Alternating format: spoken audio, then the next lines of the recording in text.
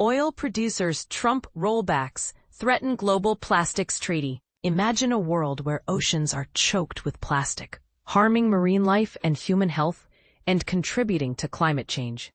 This is the grim reality we face, and it's why the upcoming talks in Geneva are so crucial. These negotiations aim to finalize a global treaty that could significantly reduce plastic pollution, but they're facing significant hurdles from various fronts. This week, delegates are gathering in Geneva for what was hoped to be the final round of discussions on this critical treaty.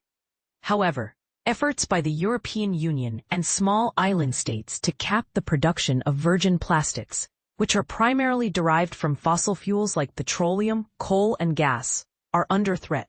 The main adversaries are the oil-producing nations and the U.S. administration, led by President Donald Trump.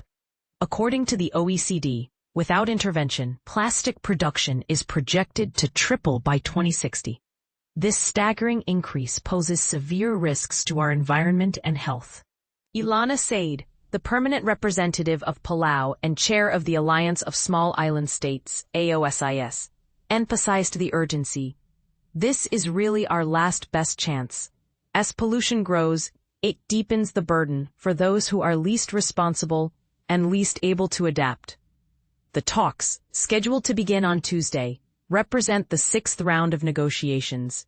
They follow a contentious meeting of the Intergovernmental Negotiating Committee, INC5, in South Korea last year, which concluded without a clear path forward for capping plastic pollution. Key issues on the table include limiting production, regulating plastic products and chemicals of concern, and securing funding to assist developing countries in implementing the treaty. One of the most contentious points is the push from oil-producing countries, such as Saudi Arabia and Russia, to challenge fundamental aspects of the treaty. These nations advocate for voluntary or national measures instead of mandatory regulations, which could undermine the effectiveness of the agreement. Andrés del Castillo, a senior attorney at the Center for International Environmental Law, CIEL, highlighted the concerning trend. We are in a moment of revisionism, where even science is highly politicized. The U.S. State Department has made it clear that their delegation will support a treaty focused on waste management rather than production caps. A source familiar with the talks revealed that the U.S. aims to narrow the treaty's scope to downstream issues like waste disposal, recycling, and product design. This approach aligns with the Trump administration's broader strategy of rolling back environmental regulations, including long-standing protections against greenhouse gas emissions.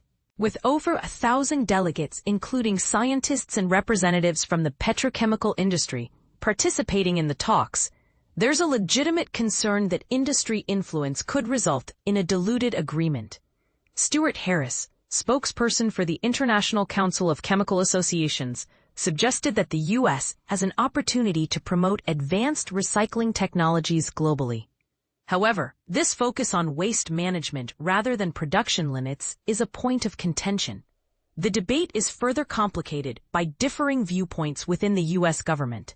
Republican and Democratic lawmakers have sent separate letters to U.S. Secretary of State Marco Rubio, advocating for distinct approaches, while a group of House Republicans, led by Representative Dan Crenshaw of Texas, called for a treaty focused on recycling technology. A group of Senate Democrats, led by Senator Jeff Merkley of Oregon, pushed for a deal that includes production caps. Given that 2/3 of the Senate is required to ratify a treaty, this internal division could impact the outcome. Small island states, disproportionately affected by plastic waste washing ashore, are calling for immediate international funding to address existing pollution. Dr. Melanie Bergman, from the Alfred Wegener Institute in Germany, pointed out that plastics contain approximately 16,000 chemicals, with a quarter of them being hazardous to human health. Jody Roussel, global public affairs lead at Nestlé and a member of a 300-company coalition supporting the treaty, argued that harmonizing international regulations on packaging reduction and sustainable material use would be the most cost-effective solution. French politician Philippe Boulot, a member of the Global Interparliamentary Coalition to End Plastic Pollution, warned against a weak treaty focused solely on waste management. He suggested exploring the possibility of a vote or even a separate agreement among more ambitious countries as a last resort.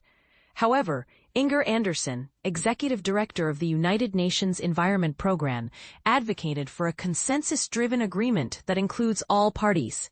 We're not here to get something meaningless. You would want something that is effective, that has everybody inside, and therefore everybody committed to it. Andersen emphasized, these negotiations are a critical juncture in the fight against plastic pollution. As stakeholders from around the world gather in Geneva, the decisions made will shape the future of our planet. But here's where it gets controversial. Will the push for voluntary measures and waste management overshadow the need for production caps? And this is the part most people miss. The role of small island states in demanding dedicated funding for cleanup efforts. Let us know your thoughts on these points in the comments below.